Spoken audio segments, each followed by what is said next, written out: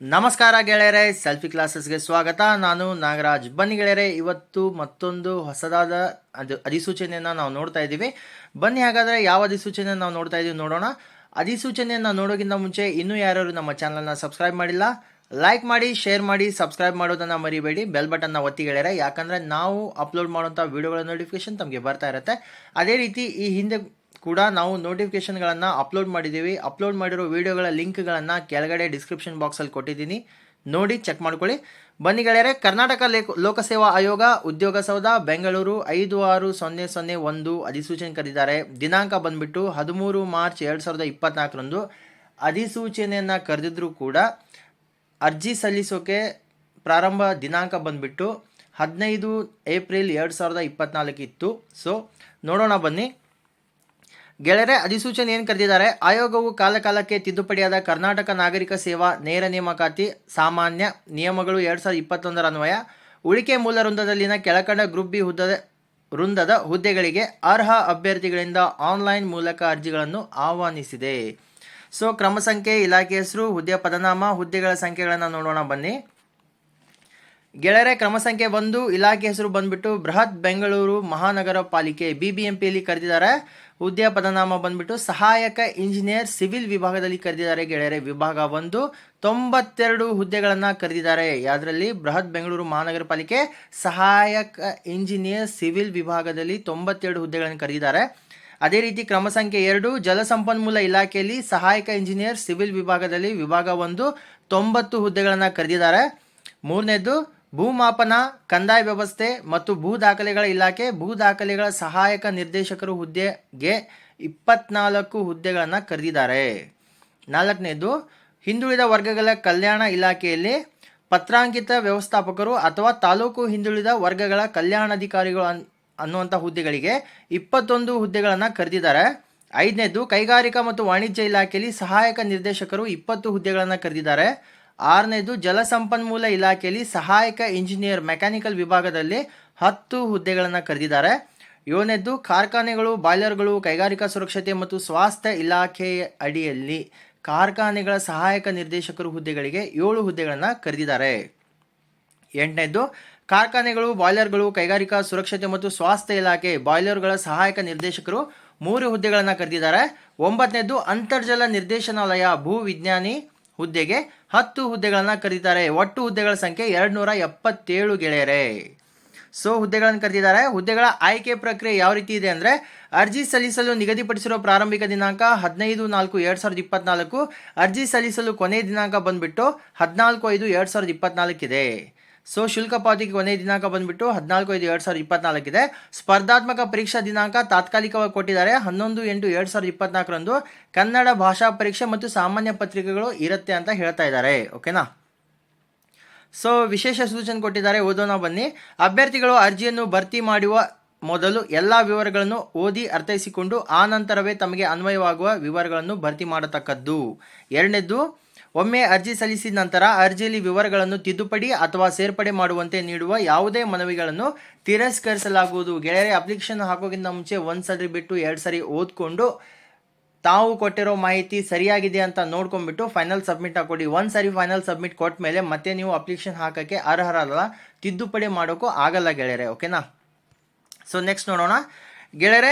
ಅರ್ಜಿಗಳನ್ನು ಆನ್ಲೈನ್ ಮೂಲಕವೇ ಭರ್ತಿ ಮಾಡಿ ಭಾವಚಿತ್ರ ಅಥವಾ ಸಹಿ ಅಥವಾ ವಯೋಮಿತಿ ಅಥವಾ ವಿದ್ಯಾರ್ಥಿ ಹಾಗೂ ಕೋರಿದ ಮೀಸಲಾತಿಗೆ ಸಂಬಂಧಿಸಿದ ಎಲ್ಲ ದಾಖಲೆಗಳನ್ನು ಅಪ್ಲೋಡ್ ಮಾಡಿದ ನಂತರ ಶುಲ್ಕವನ್ನು net banking, debit card, credit card, UPI ಮೂಲಕ ಸಂದಾಯ ಮಾಡಬಹುದಾಗಿರುತ್ತದೆ. ಶುಲ್ಕವನ್ನು ಪಾವತಿಸದ ಹಾಗೂ ದಾಖಲೆಗಳನ್ನು ಅಥವಾ ಭಾವಚಿತ್ರ ಅಥವಾ ಸಹಿಯನ್ನು ಅಪ್ಲೋಡ್ ಮಾಡದೇ ಇರುವ ಅಸ್ಪಷ್ಟ ದಾಖಲೆಗಳನ್ನು ಅಪ್ಲೋಡ್ ಮಾಡಿರುವ ಅಭ್ಯರ್ಥಿಗಳ ಅರ್ಜಿಗಳನ್ನು ತಿರಸ್ಕರಿಸಲಾಗುವುದು. ಸೊ ಮಸ್ಟ್ ಆ್ಯಂಡ್ ಶುಡ್ ನಾನು ಕೆಳಗಡೆ ಡಿಸ್ಕ್ರಿಪ್ಷನ್ ಬಾಕ್ಸಲ್ಲಿ PDF ಲಿಂಕನ್ನು ಕೊಟ್ಟಿರ್ತೀನಿ. PDFಗೆ ಹೋಗ್ಬಿಟ್ಟು ಕರೆಕ್ಟಾಗಿ PDF ಒಂದ್ಸರಿ ಓದ್ಕೊಳ್ಳಿ, ಅಥವಾ PDFನ ಡೌನ್ಲೋಡ್ ಮಾಡ್ಕೊಂಡ್ಬಿಟ್ಟು ಓದ್ಬೋದು ಗೆಳೆಯರೆ. ಓಕೆನಾ? ಸೊ ನೆಕ್ಸ್ಟ್ ನೋಡೋಣ ಏನು ಕೊಟ್ಟಿದ್ದಾರೆ ಅಂತ ಗೆಳೆಯರೆ. ನೆಕ್ಸ್ಟು ವಿದ್ಯಾರ್ಥಿ ವಯೋಮಿತಿ ಎಲ್ಲ ನೋಡೋಣ ಗೆಳೆಯರೆ. ಪಾಯಿಂಟ್ ನಂಬರ್ 9ರಲ್ಲಿ ನಿರ್ದಿಷ್ಟ ಅಧಿಸೂಚನೆಗಾಗಿ ಅರ್ಜಿ ಶುಲ್ಕವನ್ನು ಪಾವತಿಸಲು ವಿಫಲವಾದರೆ ಅಭ್ಯರ್ಥಿ ಅರ್ಜಿಯನ್ನು ತಿರಸ್ಕರಿಸಲಾಗುತ್ತದೆ. ಅದೇ ರೀತಿ SC ಅಥವಾ ST ಅಥವಾ ಕ್ಯಾಟಗರಿ 1 ಅಥವಾ ದೈಹಿಕ ಅಂಗವಿಕಲ ಅಭ್ಯರ್ಥಿಗಳಿಗೆ ಯಾವುದೇ ಶುಲ್ಕ ಪಾವತಿಸುವುದರಿಂದ ವಿನಾಯಿತಿ ಇರುತ್ತೆ ಗೆಳೆಯರೆ. ಗೆಳೆಯರೆ, ಇಲ್ಲಿ ನಾನು ನೋಟಿಫಿಕೇಶನ್ ಏನು ಓದ್ತಾ ಇದ್ದೀನಿ ಸಂಕ್ಷಿಪ್ತವಾಗಿ ಓದ್ತಾ ಇದ್ದೀನಿ. ಸೊ ಸವಿವರವಾಗಿ ತಮಗೆ ನೋಟಿಫಿಕೇಶನ್ ಕೆಳಗಡೆ ಡಿಸ್ಕ್ರಿಪ್ಷನ್ ಬಾಕ್ಸಲ್ಲಿ ಲಿಂಕನ್ನು ಹಾಕಿರ್ತೀನಿ. ಲಿಂಕ್ಗೆ ಹೋಗ್ಬಿಟ್ಟು ಡೈರೆಕ್ಟಾಗಿ ಓದಿ ಅಥವಾ ಡೌನ್ಲೋಡ್ ಮಾಡ್ಕೊಂಡ್ಬಿಟ್ಟು ಓದ್ಕೋಬೋದು. ಓಕೆನಾ? ಸೊ ಪಾಯಿಂಟ್ ನಂಬರ್ 15ರಲ್ಲಿ ಕೊಟ್ಟಿದ್ದಾರೆ, ಆಯೋಗದ ಅಧಿಸೂಚನೆಗೆ ಯಶಸ್ವಿಯಾಗಿ ಅರ್ಜಿ ಸಲ್ಲಿಸಿದ ನಂತರ ಆಯೋಗವು ಪರೀಕ್ಷೆಯನ್ನು ನಿಗದಿಪಡಿಸಿದಾಗ ಪ್ರವೇಶ ಪತ್ರವನ್ನು ಡೌನ್ಲೋಡ್ ಮಾಡಿಕೊಳ್ಳಲು ನೀವು ಸೂಚನೆಯನ್ನು SMS ಮೂಲಕ ಸ್ವೀಕರಿಸುತ್ತೀರಿ. ಸೊ ತಮಗೆ ಅಡ್ಮಿಟ್ ಕಾರ್ಡ್ ಬರುವಾಗ SMS ಬರುತ್ತೆ. SMS ಮುಖಾಂತರ ತಾವು ಡೌನ್ಲೋಡ್ ಮಾಡ್ಕೋಬೇಕಾಗತ್ತೆ. ಲಿಂಕನ್ನು ಕೊಟ್ಟಿರ್ತಾರೆ, ಲಿಂಕ್ಗೆ ಹೋಗ್ಬಿಟ್ಟು ಡೌನ್ಲೋಡ್ ಮಾಡ್ಕೋಬೇಕು. ಸೊ ಅರ್ಜಿ ಸಲ್ಲಿಸುವ ಸಂದರ್ಭದಲ್ಲಿ ತೊಂದರೆಗಳು ಎದುರಾದಲ್ಲಿ ಈ ಕೆಳಕಂಡ ಹೆಲ್ಪ್ಲೈನ್ ನಂಬರನ್ನು ಸಂಪರ್ಕಿಸಲು ಸೂಚನೆಯನ್ನು ಕೊಟ್ಟಿದ್ದಾರೆ. ಹೆಲ್ಪ್ಲೈನ್ ನಂಬರ್ ಬಂದುಬಿಟ್ಟು 08030574957 ಅಥವಾ 08030574957ಕ್ಕೆ ಕರೆ ಮಾಡಿ. ಅಥವಾ ಇನ್ನೊಂದು ನಂಬರ್ನ ಕೊಟ್ಟಿದ್ದಾರೆ 08030574901ಗೆ ಕರೆ ಮಾಡೋಕ್ಕೆ ಹೇಳಿದ್ದಾರೆ. ಯಾವುದಾದ್ರೂ ತಾವು ಅರ್ಜಿ ಸಲ್ಲಿಸುವಾಗ ಏನಾದರೂ ತಮಗೆ ಡೌಟ್ ಇದ್ದರೆ ಅಥವಾ ಅರ್ಜಿಗಳು ತೊಗೊಳ್ತಾ ಇಲ್ಲ ಅಥವಾ ಅಪ್ಲೋಡ್ ಆಗ್ತಾ ಇಲ್ಲ ಅಥವಾ ಏನಾದರೂ ಪ್ರಾಬ್ಲಮ್ ಫೇಸ್ ಆಗಿದ್ದರೆ ತಾವು ಕಾಲ್ ಮಾಡಿ ಕೇಳ್ಕೊಬೋದು, ವಿವರಗಳನ್ನು ಕೇಳ್ಕೊಬೋದು ಗೆಳೆಯರೆ. ಸೊ ಪರೀಕ್ಷಾ ಶುಲ್ಕ ಇಟ್ಸ್ ಅ ವೆರಿ ಇಂಪಾರ್ಟೆಂಟ್. ಯಾಕಂದರೆ ಒಂದು ನೋಟಿಫಿಕೇಶನ್ ಕರೆದಿದ್ದಾರೆ ಅಂದರೆ ಪರೀಕ್ಷಾ ಶುಲ್ಕ ಕೇಳಿರ್ತಾರೆ. ಸಾಮಾನ್ಯ ಅರ್ಹತೆ ಅಭ್ಯರ್ಥಿಗಳಿಗೆ 300 ರೂಪಾಯಿ ಪರೀಕ್ಷಾ ಶುಲ್ಕ ಇರುತ್ತೆ. ಅದೇ ರೀತಿ ಪ್ರವರ್ಗ 2A 2B 3A 3B ಸೇರಿದ ಅಭ್ಯರ್ಥಿಗಳಿಗೆ ರೂಪಾಯಿ 150 ರೂಪಾಯಿ ಪರೀಕ್ಷಾ ಶುಲ್ಕ ಇದೆ ಗೆಳೆಯರೆ. ಮಾಜಿ ಸೈನಿಕ ಅಭ್ಯರ್ಥಿಗಳಿಗೆ ರೂಪಾಯಿ 50 ರೂಪಾಯಿ ಇದೆ ಪರೀಕ್ಷಾ ಶುಲ್ಕ. ಪರಿಶಿಷ್ಟ ಜಾತಿ ಅಥವಾ ಪರಿಶಿಷ್ಟ ಪಂಗಡ ಅಥವಾ ಪ್ರವರ್ಗ 1 ಹಾಗೂ ಅಂಗವಿಕಲ ಅಭ್ಯರ್ಥಿಗಳಿಗೆ ಯಾವುದೇ ರೀತಿಯ ಪರೀಕ್ಷಾ ಶುಲ್ಕ ಇರಲ್ಲ. ಶುಲ್ಕ ಪಾವತಿಯಿಂದ ವಿನಾಯಿತಿಯನ್ನು ಕೊಡಲಾಗಿದೆ ಗೆಳೆಯರೆ. ಓಕೆನಾ? ಸೊ ಕರೆಕ್ಟಾಗಿ ಓದ್ಕೊಳ್ಳಿ. ಅರ್ಹತಾ ಷರತ್ತುಗಳು ತಮ್ಗೆ ಗೊತ್ತಿರಬೇಕು. ಒಂದ್ಸಾರಿ ಓದ್ತೀನಿ ಕೇಳಿ. ಭಾರತೀಯ ನಾಗರಿಕನಾಗಿರತಕ್ಕದ್ದು ಒಂದನೇದು. ಎರಡನೇದು, ಒಬ್ಬ ಜೀವಂತ ಪತ್ನಿಗಿಂತ ಹೆಚ್ಚು ಮಂದಿ ಪತ್ನಿಯರನ್ನು ಹೊಂದಿರುವ ಪುರುಷ ಅಭ್ಯರ್ಥಿ ಮತ್ತು ಈಗಾಗಲೇ ಇನ್ನೊಬ್ಬ ಹೆಂಡತಿ ಇರುವ ವ್ಯಕ್ತಿಯನ್ನು ಮದುವೆಯಾಗಿರುವ ಮಹಿಳಾ ಅಭ್ಯರ್ಥಿಯು ಸರ್ಕಾರದಿಂದ ಪೂರ್ವಾನುಮತಿಯನ್ನು ಪಡೆಯದೆ ನೇಮಕಾತಿಗೆ ಅರ್ಹರಾಗಿರುವುದಿಲ್ಲ. ಕರೆಕ್ಟಾ? ಮೂರನೇದು, ಅಭ್ಯರ್ಥಿಯು ಮಾನಸಿಕವಾಗಿ ಮತ್ತು ದೈಹಿಕವಾಗಿ ಆರೋಗ್ಯವಂತರಾಗಿರಬೇಕು ಮತ್ತು ಅವರ ನೇಮಕಾತಿಯು ಕರ್ತವ್ಯಗಳ ದಕ್ಷ ನಿರ್ವಹಣೆಗೆ ಆತಂಕವನ್ನುಂಟು ಮಾಡುವ ಸಂಭವ ಇರುವ ಯಾವುದೇ ದೈಹಿಕ ನ್ಯೂನತೆಯಿಂದ ಮುಕ್ತರಾಗಿರಬೇಕು. ಐದನೇದು, ದೈಹಿಕವಾಗಿ ಅನರ್ಹರಾಗಿದ್ದಾರೆಂಬುದಾಗಿ ವೈದ್ಯಕ ಮಂಡಳಿಯ ವರದಿಯ ಮೇಲೆ ಅನರ್ಹರೆಂಬುದಾಗಿ ತಿರಸ್ಕರಿಸುವ ಪೂರ್ಣ ವಿವೇಚನೆಯನ್ನು ರಾಜ್ಯ ಸರ್ಕಾರವು ಕಾಯ್ದಿರಿಸಿಕೊಂಡಿದೆ ಮತ್ತು ಸರ್ಕಾರದ ವಿವೇಚನೆಯು ಯಾವುದೇ ವಿಧದಲ್ಲೂ ಈ ನಿಯಮಗಳ ಮೂಲಕ ಸೀಮಿತವಾಗಿರುವುದಿಲ್ಲ. ಇಲ್ಲಿ ಕೊಟ್ಟಂಥ ನಿಯಮಗಳು ಬದಲಾವಣೆ ಆಗ್ತಾ ಇರುತ್ತೆ. ಸೊ ಇದೇ ನಿಯಮಗಳನ್ನು ಇಟ್ಕೊಂಡು ತಾವು ಫೈಟ್ ಮಾಡುವಾಗಲೇ ಆಲ್ರೆಡಿ ಕೊಟ್ಟಿದ್ದಾರೆ. ಕಾಲಕ್ಕೆ ತಕ್ಕಂತೆ ನಿಯಮಗಳು ಕೂಡ ಚೇಂಜಸ್ ಆಗ್ತಾ ಇರುತ್ತೆ. ಸೊ ಆ ಚೇಂಜ್ ಆದಂಥ ನಿಯಮಗಳಿಗೆ ತಾವು ಬದ್ಧರಾಗಿರಬೇಕಾಗತ್ತೆ ಗೆಳೆಯರೆ. ಓಕೆನಾ?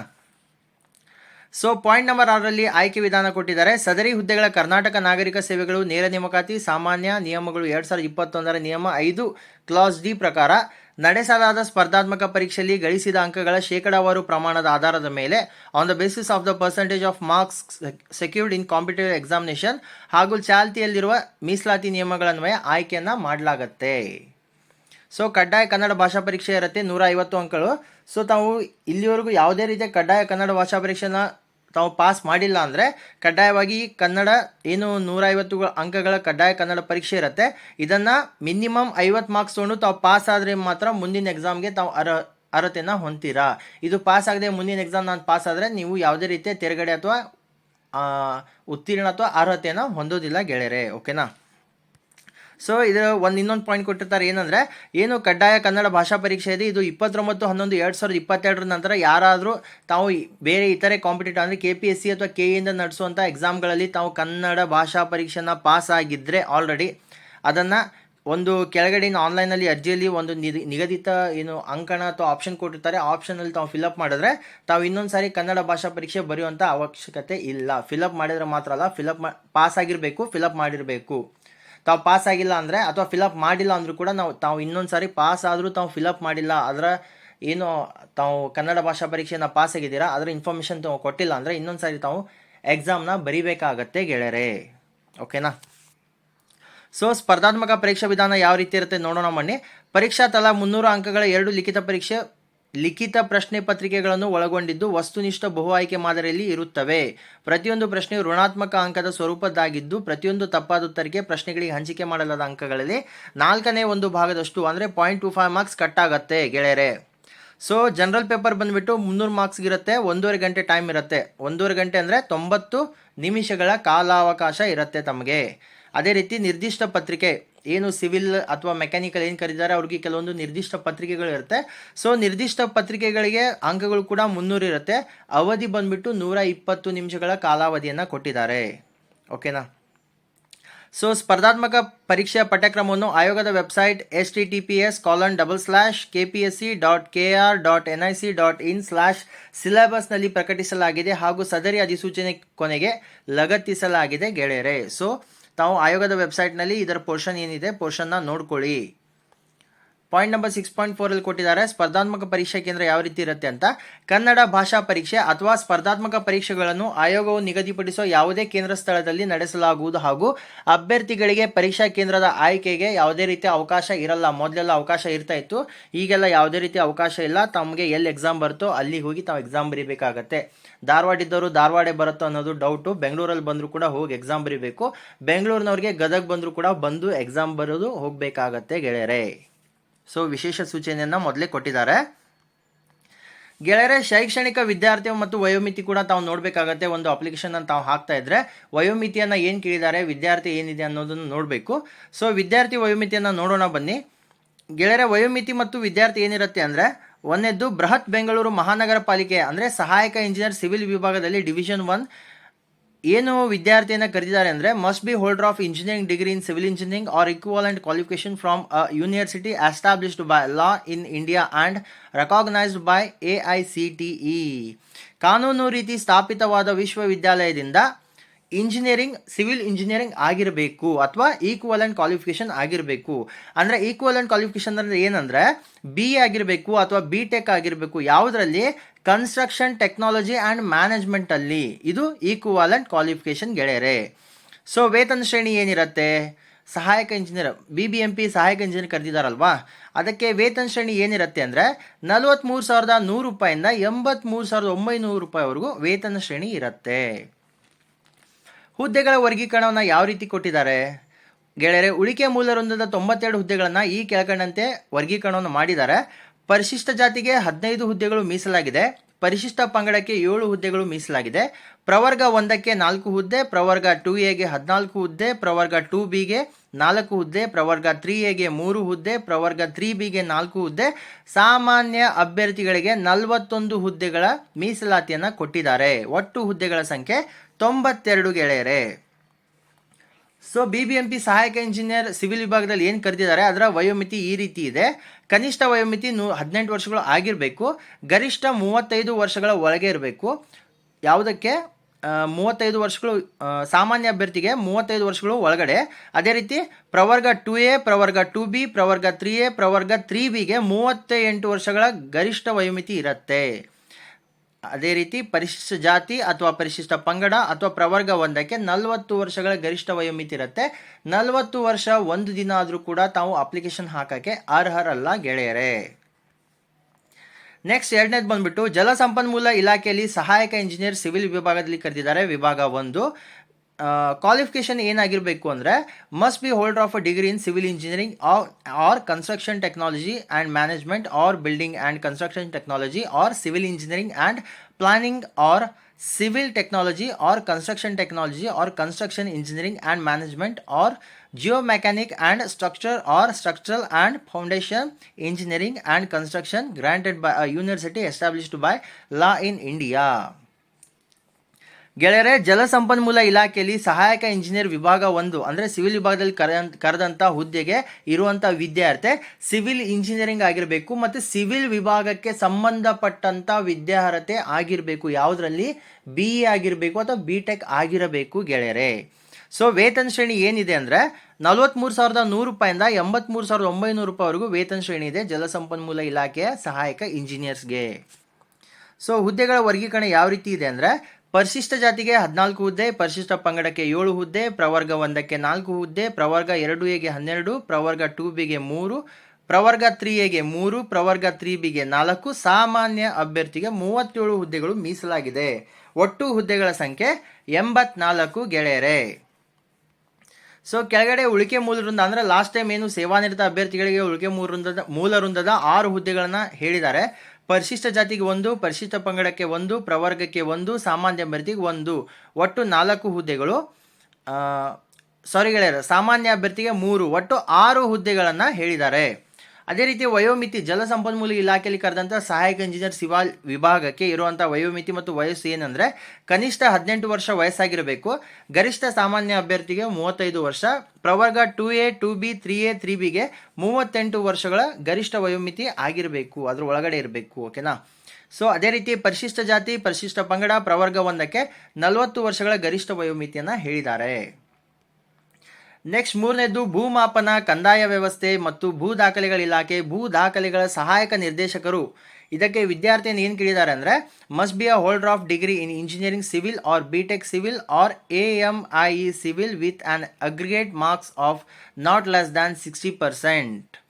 ಗೆಳೆಯರೆ, ಸಹಾಯಕ ನಿರ್ದೇಶಕರು ಭೂಮಾಪನ ಇಲಾಖೆಯಲ್ಲಿ ಏನು ಸಹಾಯಕ ನಿರ್ದೇಶಕರು ಪೋಸ್ಟ್ಗೆ ಕರೆದಿದ್ದಾರೆ, ಆ ಪೋಸ್ಟ್ಗೆ ಇರುವಂಥ ಕ್ವಾಲಿಫಿಕೇಷನ್ ಬಂದುಬಿಟ್ಟು 60% ಕಡಿಮೆ ಇಲ್ಲದಂತೆ ಏನು ಆಗಿರಬೇಕು, BE ಅಥವಾ BTECನಲ್ಲಿ ಸಿವಿಲ್ ಆಗಿರಬೇಕು ಅಥವಾ AMIನಲ್ಲಿ ಸಿವಿಲ್ ಆಗಿರಬೇಕು. ಅಗ್ರಿಗೇಟ್ ಮಾರ್ಕ್ಸ್ ಬಂದುಬಿಟ್ಟು 60%ಗಿಂತ ಕಮ್ಮಿ ಇರಬಾರ್ದು.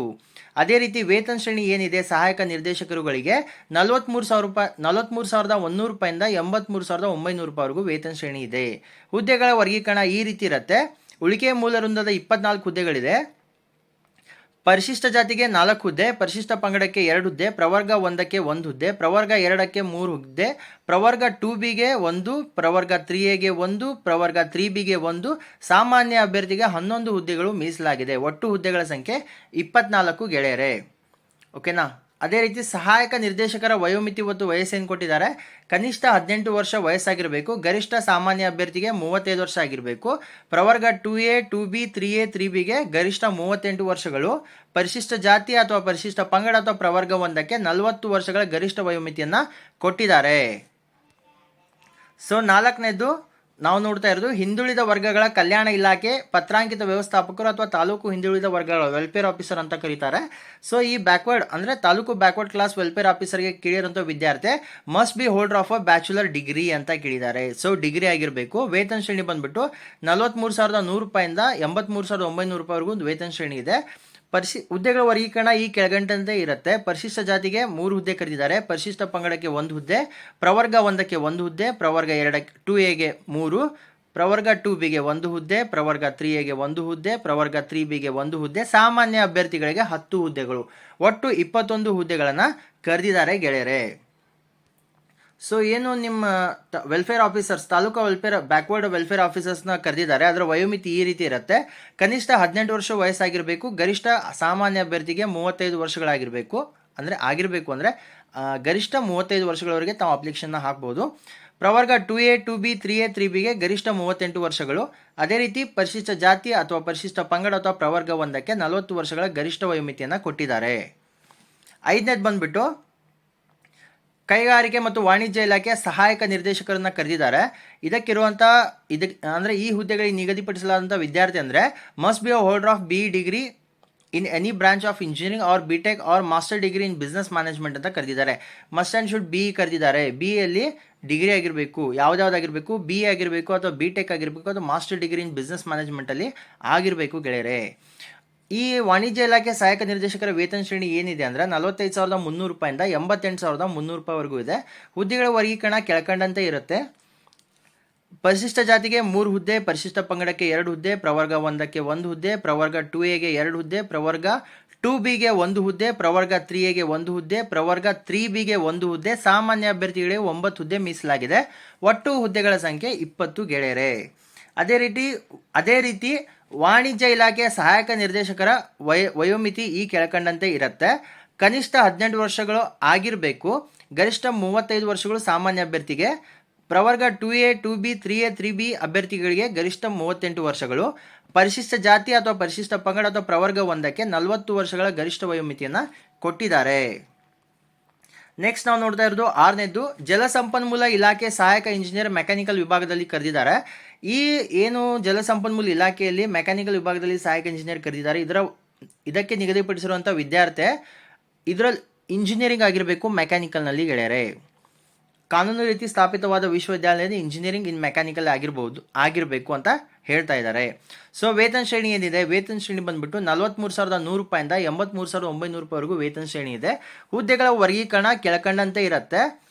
ಒಟ್ಟು ಹುದ್ದೆಗಳು 9. ಪರಿಶಿಷ್ಟ ಜಾತಿಗೆ 2 ಹುದ್ದೆ, ಪರಿಶಿಷ್ಟ ಪಂಗಡಕ್ಕೆ 1 ಹುದ್ದೆ, ಪ್ರವರ್ಗಕ್ಕೆ 1 ಹುದ್ದೆ, ಪ್ರವರ್ಗ 2A ಗೆ 1 ಹುದ್ದೆ, ಸಾಮಾನ್ಯ ಅಭ್ಯರ್ಥಿಗಳಿಗೆ 4 ಹುದ್ದೆ, ಒಟ್ಟು 9 ಹುದ್ದೆಗಳು ಮೀಸಲಾಗಿದೆ. ಅದೇ ರೀತಿ 1 ಹುದ್ದೆ ಬಂದ್ಬಿಟ್ಟು ಸೇವಾನಿರತ ಅಭ್ಯರ್ಥಿಗೆ ಉಳಿಕೆ ಮೂಲ ವೃಂದದಲ್ಲಿ ಮೀಸಲಾಗಿದೆ ಗೆಳೆಯರೆ. ಅದು ಯಾವುದಕ್ಕೆ? ಪರಿಶಿಷ್ಟ ಜಾತಿಗೆ 1 ಹುದ್ದೆ ಮೀಸಲಾಗಿದೆ. ಸೊ ವಿಶೇಷ ಸೂಚನೆಯನ್ನು ಕೊಟ್ಟಿದ್ದಾರೆ. ಇಲಾಖೆಯ ವೃಂದ ಮತ್ತು ನೇಮಕಾತಿ ನಿಯಮಗಳ ಪ್ರಕಾರ ಮೇಲ್ಕಂಡ ಸೇವಾನಿರತ ಅಭ್ಯರ್ಥಿಗಳಿಗೆ ಮೀಸಲಿರಿಸಿದ ಹುದ್ದೆಗಳಿಗೆ ಅರ್ಹ ಅಭ್ಯರ್ಥಿಗಳು ಲಭ್ಯವಿಲ್ಲದಿದ್ದಲ್ಲಿ ಅಂತಹ ಹುದ್ದೆಗಳನ್ನು ನೇರ ನೇಮಕಾತಿಯ ಅಭ್ಯರ್ಥಿಗಳಿಂದ ಭರ್ತಿ ಮಾಡಲಾಗುವುದು. 1 ಹುದ್ದೆ ಇದೆ, ಅದನ್ನು ಕೂಡ ಯಾರು ಸೇವಾನಿರತ ಅಭ್ಯರ್ಥಿಗಳಲ್ಲಿ ಯಾರು ಸಿಗಲಿಲ್ಲ ಅಂದರೆ, ನಿಯಮಗಳ ಪ್ರಕಾರ ಸೇವಾನಿರತ ಅಭ್ಯರ್ಥಿಗಳಿಗೆ ಮೀಸಲಿರಿಸಿದ ಯಾರು ಲಭ್ಯವಿಲ್ಲ ಅಂದರೆ ಅಂಥ ಸಮಯದಲ್ಲಿ ಅದನ್ನು ಕೂಡ ನೇರ ನೇಮಕಾತಿಗೆ ಕೌಂಟ್ ಮಾಡ್ತಾರೆ ಅಂತ ಹೇಳ್ತಾ ಇದ್ದಾರೆ. ಸೊ ವಯೋಮಿತಿ ಮತ್ತು ವಯಸ್ಸು ಏನು ಕರೆದಿದ್ದಾರೆ? ಕನಿಷ್ಠ 18 ವರ್ಷಗಳು ವಯಸ್ಸಾಗಿರಬೇಕು. ಗರಿಷ್ಠ ಸಾಮಾನ್ಯ ಅಭ್ಯರ್ಥಿಗೆ 35 ವರ್ಷ, ಪ್ರವರ್ಗ 2A 2B 3A 3B ಅಭ್ಯರ್ಥಿಗಳಿಗೆ 38 ವರ್ಷ ಗರಿಷ್ಠ ವಯೋಮಿತಿ. ಪರಿಶಿಷ್ಟ ಜಾತಿ ಅಥವಾ ಪರಿಶಿಷ್ಟ ಪಂಗಡ ಅಥವಾ ಪ್ರವರ್ಗ 1ಕ್ಕೆ 40 ವರ್ಷಗಳ ವಯೋಮಿತಿಯನ್ನು ಹೇಳಿದ್ದಾರೆ. ಗೆಳೆಯರೆ 7ನೇದ್ದು ಕಾರ್ಖಾನೆಗಳು, ಬಾಯ್ಲರ್ಗಳು, ಕೈಗಾರಿಕಾ ಸುರಕ್ಷತೆ ಮತ್ತು ಸ್ವಾಸ್ಥ್ಯ ಇಲಾಖೆ ಕಾರ್ಖಾನೆಗಳ ಸಹಾಯಕ ನಿರ್ದೇಶಕರು ಕರೆದಿದ್ದಾರೆ. ಸೊ ಇದಕ್ಕೆ ಕರೆದಿರುವಂಥ ವಿದ್ಯಾರ್ಥಿ ಏನಿದೆ ಅಂದರೆ ಭಾರತದಲ್ಲಿ ಕಾನೂನಿನ ಸ್ಥಾಪನೆಗೊಂಡ ಹಾಗೂ ಮಾನ್ಯತೆ ಪಡೆದ ವಿಶ್ವವಿದ್ಯಾಲಯದಿಂದ ಮೆಕ್ಯಾನಿಕಲ್ ಇಂಜಿನಿಯರಿಂಗ್ ಆಗಿರಬೇಕು ಅಥವಾ ಕೆಮಿಕಲ್ ಇಂಜಿನಿಯರಿಂಗ್ ಆಗಿರಬೇಕು ಅಥವಾ ಇಂಡಸ್ಟ್ರಿಯಲ್ ಪ್ರೊಡಕ್ಷನ್ ಅಥವಾ ಇಂಡಸ್ಟ್ರಿಯಲ್ ಇಂಜಿನಿಯರಿಂಗ್ ಮತ್ತು ಮ್ಯಾನೇಜ್ಮೆಂಟ್ನಲ್ಲಿ 4 ವರ್ಷಗಳ ಪೂರ್ಣ ಪ್ರಮಾಣದ ಇಂಜಿನಿಯರಿಂಗ್ ಪದವಿಯನ್ನು ಪಡೆದಿರಬೇಕು. ಡಿಸ್ಟೆನ್ಸ್ ಎಜುಕೇಷನ್ ನಡೆಯಲ್ಲ. ಓಕೆನಾ? ಸೊ ವೇತನ ಶ್ರೇಣಿ ಕೇಳಿದ್ದಾರೆ. ವೇತನ ಶ್ರೇಣಿ ಬಂದುಬಿಟ್ಟು 43,100 ರೂಪಾಯಿಂದ 83,900 ರೂಪಾಯಿ ಇದೆ. ಹುದ್ದೆಗಳ ವರ್ಗೀಕರಣ ಯಾವ ರೀತಿ ಇದೆ? ಪರಿಶಿಷ್ಟ ಜಾತಿ 1 ಹುದ್ದೆ ಮೀಸಲಾಗಿದೆ, ಪರಿಶಿಷ್ಟ ಪಂಗಡ 1 ಹುದ್ದೆ, ಪ್ರವರ್ಗ 1 ಹುದ್ದೆ, ಪ್ರವರ್ಗ 2A 1 ಹುದ್ದೆ, ಸಾಮಾನ್ಯ ಅಭ್ಯರ್ಥಿಗೆ 3 ಹುದ್ದೆಗಳು ಮೀಸಲಾಗಿದೆ. ಒಟ್ಟು ಹುದ್ದೆಗಳ ಸಂಖ್ಯೆ 7 ಹುದ್ದೆಗಳನ್ನು ಕರೆದಿದ್ದಾರೆ. ಯಾವುದರಲ್ಲಿ? ಕಾರ್ಖಾನೆಗಳ ಸಹಾಯಕ ನಿರ್ದೇಶಕರುಗಳಿಗೆ. ಸೊ ಕಾರ್ಖಾನೆ ಸಹಾಯಕ ನಿರ್ದೇಶಕರಿಗೆ ಕೇಳಿದಂಥ ವಯೋಮಿತಿ ಕನಿಷ್ಠ 18 ವರ್ಷ ವಯಸ್ಸಾಗಿರಬೇಕು. ಗರಿಷ್ಠ ಸಾಮಾನ್ಯ ಅಭ್ಯರ್ಥಿಗೆ 35 ವರ್ಷ, ಪ್ರವರ್ಗ 2A 2B 3A 3Bಗೆ ಗರಿಷ್ಠ 38 ವರ್ಷಗಳು, ಪರಿಶಿಷ್ಟ ಜಾತಿ ಅಥವಾ ಪರಿಶಿಷ್ಟ ಪಂಗಡ ಅಥವಾ ಪ್ರವರ್ಗ 1ಕ್ಕೆ 40 ವರ್ಷಗಳ ಗರಿಷ್ಠ ವಯೋಮಿತಿಯನ್ನು ಕೊಟ್ಟಿದ್ದಾರೆ. ಗೆಳೆಯರೆ ಇನ್ನೊಂದಿದೆ. ಸೊ 8ನೇದ್ದು ಕಾರ್ಖಾನೆಗಳು, ಬಾಯ್ಲರ್ಗಳು, ಕೈಗಾರಿಕಾ ಸುರಕ್ಷತೆ ಮತ್ತು ಸ್ವಾಸ್ಥ್ಯ ಇಲಾಖೆ ಬಾಯ್ಲರ್ಗಳ ಸಹಾಯಕ ನಿರ್ದೇಶಕರು. ಇದಕ್ಕೆ ನಿಗದಿಪಡಿಸಿದಂಥ ವಿದ್ಯಾರ್ಥಿ ಇದು ರಿಪೀಟ್ ಆಗಿದೆ ಗೆಳೆಯರೆ, ಮೋಸ್ಟ್ಲಿ ಇಲ್ಲ, ಇನ್ನೊಂದಿದೆ. ಸೊ ಭಾರತದಲ್ಲಿ ಕಾನೂನಿನ ಸ್ಥಾಪನೆಗೊಂಡ ಹಾಗೂ ಮಾನ್ಯತೆ ಪಡೆದ ವಿಶ್ವವಿದ್ಯಾಲಯದಿಂದ 1ನೇದು ಮೆಕ್ಯಾನಿಕಲ್ ಇಂಜಿನಿಯರಿಂಗ್ ಆಗಿರಬೇಕು ಅಥವಾ ಪ್ರೊಡಕ್ಷನ್ ಇಂಜಿನಿಯರಿಂಗ್ ಆಗಿರಬೇಕು ಅಥವಾ ಪವರ್ ಪ್ಲಾಂಟ್ ಇಂಜಿನಿಯರಿಂಗ್ ಆಗಿರಬೇಕು ಅಥವಾ ಮೆಟಲರ್ಜಿಕಲ್ ಇಂಜಿನಿಯರಿಂಗ್ನಲ್ಲಿ 4 ವರ್ಷಗಳ ಪೂರ್ಣ ಪ್ರಮಾಣದ ಇಂಜಿನಿಯರಿಂಗ್ ಪದವಿಯನ್ನು ಪಡೆದಿರಬೇಕು. ಪೂರ್ಣ ಪ್ರಮಾಣ ಅಂದರೆ ಡಿಸ್ಟೆನ್ಸ್ ಇಲ್ಲ ಗೆಳೆಯರೆ, ಪೂರ್ಣವಾಗಿ ಕಲ್ತಿರಬೇಕು ಅಂತ. ಓಕೆನಾ? ಸೊ ವೇತನ ಶ್ರೇಣಿ ಬಂದುಬಿಟ್ಟು 43,100 ರೂಪಾಯಿಂದ 83,900 ರೂಪಾಯಿವರೆಗೂ ಇದೆ. ಹುದ್ದೆಗಳ ವರ್ಗೀಕರಣ ಯಾವ ರೀತಿ ಇದೆ ಅಂದರೆ ಮೀಸಲಾತಿಗೆ 3 ಹುದ್ದೆಗಳಿದೆ. ಪರಿಶಿಷ್ಟ ಜಾತಿ 1, ಪರಿಶಿಷ್ಟ ಪಂಗಡಕ್ಕೆ 1, ಸಾಮಾನ್ಯ ಅಭ್ಯರ್ಥಿಗೆ 1, ಒಟ್ಟು 3 ಹುದ್ದೆಗಳು ಇದೆ. ಸೊ ವಯೋಮಿತಿ ಸೇಮ್ ಇದೆ ಗೆಳೆಯರೆ. 9ನೇದು ಬಂದುಬಿಟ್ಟು ಅಂತರ್ಜಲ ನಿರ್ದೇಶನಾಲಯದಲ್ಲಿ ಭೂ ವಿಜ್ಞಾನಿ ಹುದ್ದೆಗೆ ಕರೆದಿದ್ದಾರೆ. ಈ ಭೂ ವಿಜ್ಞಾನಿ ಹುದ್ದೆಗೆ ಕರೆದಿರುವಂಥ ವಿದ್ಯಾರ್ಥಿ ಏನಂದರೆ must be a holder of postgraduate degree in geology or applied geology or equivalent qualification ಅಂತ ಕರೆದಿದ್ದಾರೆ.